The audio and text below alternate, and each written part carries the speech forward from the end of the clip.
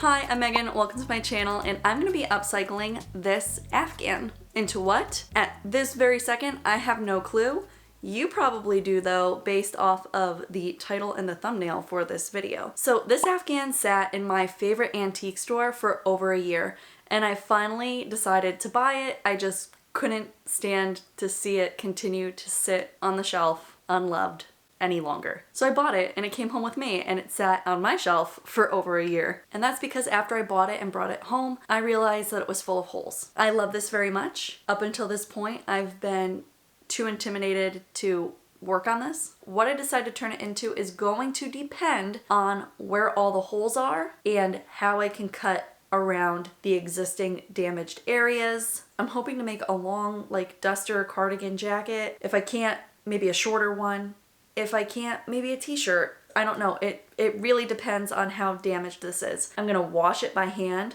I know that even by hand being extra gentle, I'm potentially gonna make the holes in this worse. So I'm gonna assess the damage after it's cleaned up, and then I'll decide what I'm gonna try and make. So let's get this sucker cleaned up. It is very dirty, dusty, covered in pet hair. I don't know whose pet. It doesn't match any of the ones living in my house.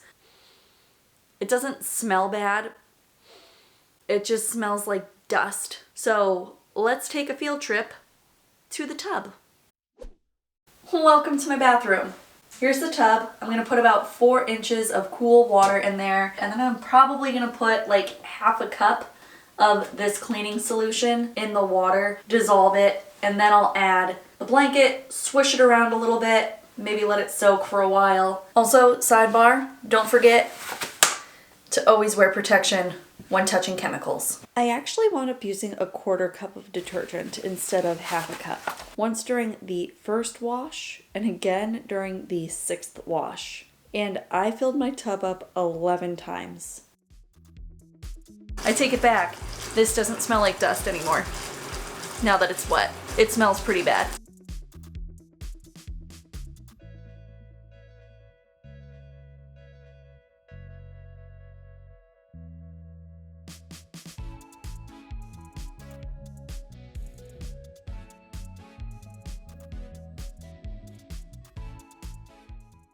Then ultimately I wound up using my shower head to rinse the Afghan off, squished out as much water as I could. Then I laid a big blanket that I am not afraid to put in my washer on my living room floor, spread the Afghan on top of it, rolled it up in the blanket and squished out as much water as I could.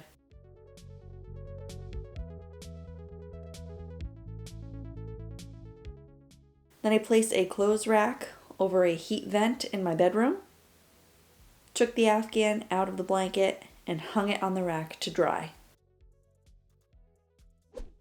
Once the Afghan was dry, I used some painter's tape and covered all of the holes and damaged areas of the Afghan, so I knew where I needed to repair the blanket and where all the holes were. So all of these diagonal pieces of tape along the seams are just where the hexagons weren't joined together really tight. So I have to go back and fix all of these. But then underneath some of these smaller pieces of tape are actual holes. I'm not going to be able to repair a lot of these. I already have this black yarn in my stash, so I'm going to take a few hours and try to repair this blanket the best I can.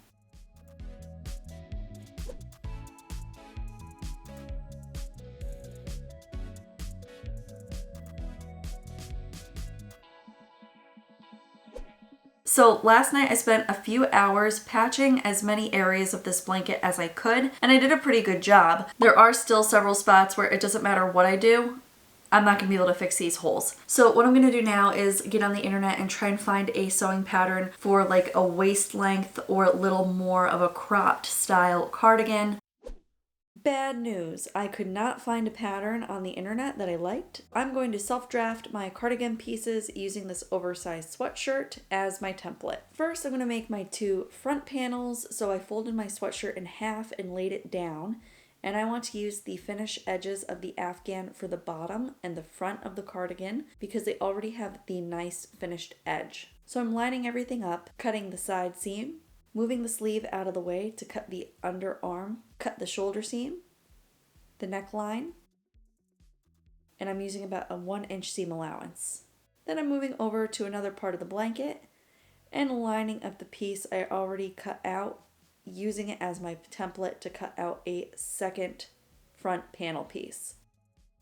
So here are my 2 front panel pieces. They are sisters, not twins. It's okay. They don't have to match perfectly. It's going to be fine. Now I need to do my back piece. And I'm trying to figure out where on the Afghan I should cut this out, and I decided with going over here. So I'm getting everything lined up.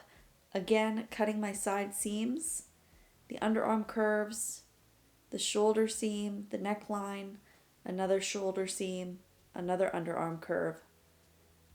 So we have the 2 front panels and the back panel. I'm laying the 2 front panels on top of the back panel at the shoulder seams and clipping them in place.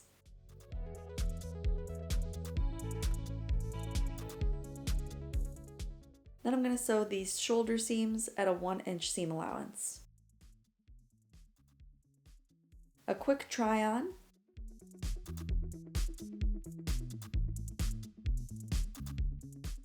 So far so good. Now I'm measuring from the shoulder seam down the length of my arm to figure out how long I want my sleeves to be. To figure out the curve of my sleeve for where the sleeve meets the main body of the cardigan, I'm laying the project down on top of the Afghan, and my curve is going to be from here to here. So I'm cutting along this curve and then straight down on either side. And once I fold the sleeve piece together like this, I realize that this is not going to work because of the way the edge is. It's just not going to line up. So I'm taking this piece that I cut out and moving over to a different area, cutting my curve, and this time I'm adding a 1-inch seam allowance. Then I'm making 2 little marks so I know where the end of the sleeve curve is. I'm cutting a diagonal line like this, folding it over, and then cutting a diagonal line like that. And here's my sleeve piece. And I'm just taking this one and laying it on top of another area of the Afghan, again using it as my template for a second sleeve.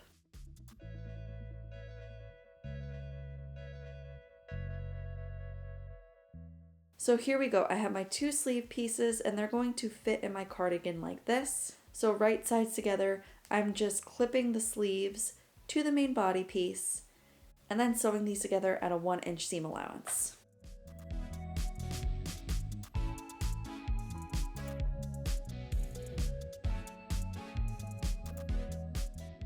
Then I'm moving over to my serger to finish all of my raw edges.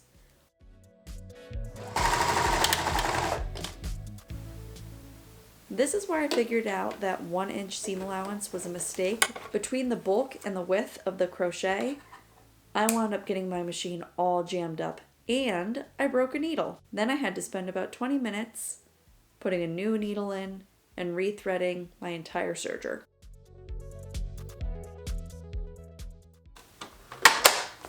Moment of truth.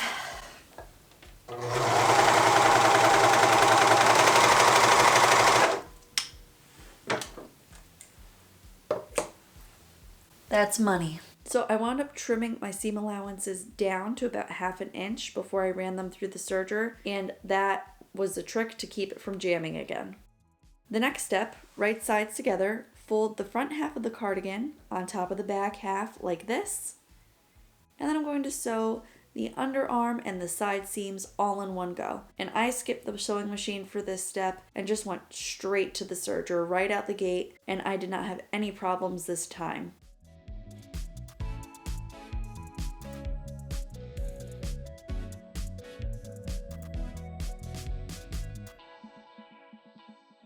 Okay, a quick try on, it's looking good. However, I'm not liking the neckline, and I'm also not liking this little piece here.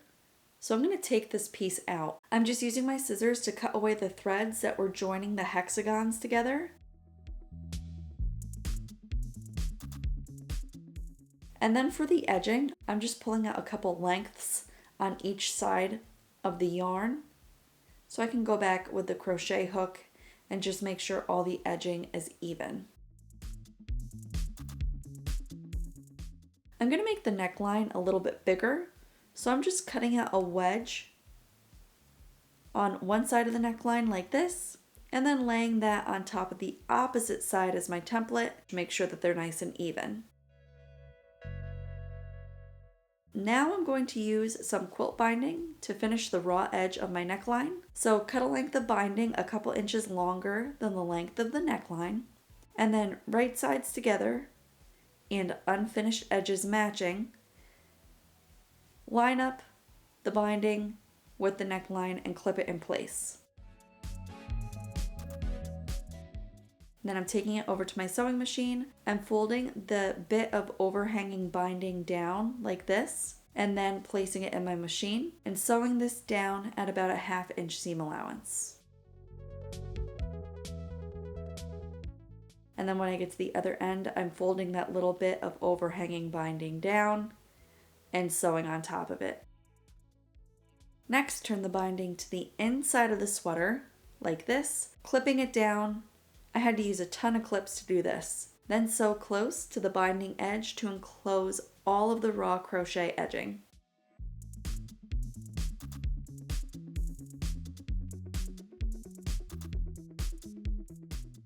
And there you go, cardigan is complete. What do you guys think?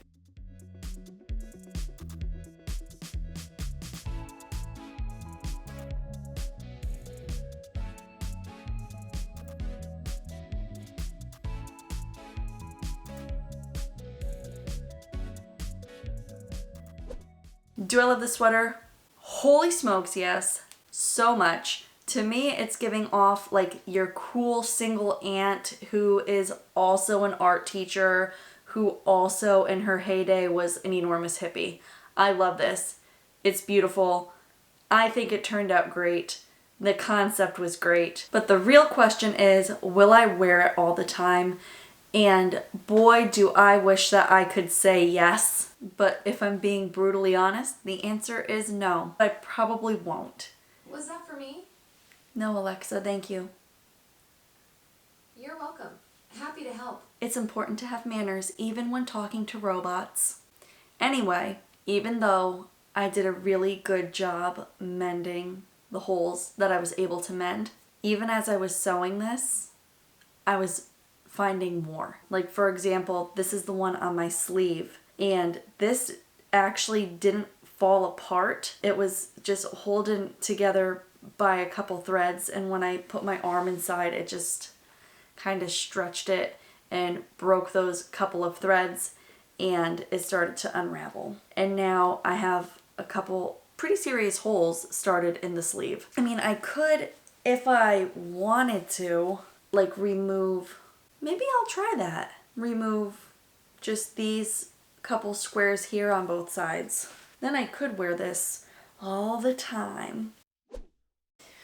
A quick interruption. I cut off those ends of the sleeves and it worked great. They're a little bit short, but at least there's no holes. And now I can wear this all the time. Back to pass, Megan. So with all that being said, was this a successful upcycle? I think so. I mean, I had an idea in mind. I was able to execute it. If you've made it this far, thank you so much for watching, and I hope to see you all in the next one. Bye.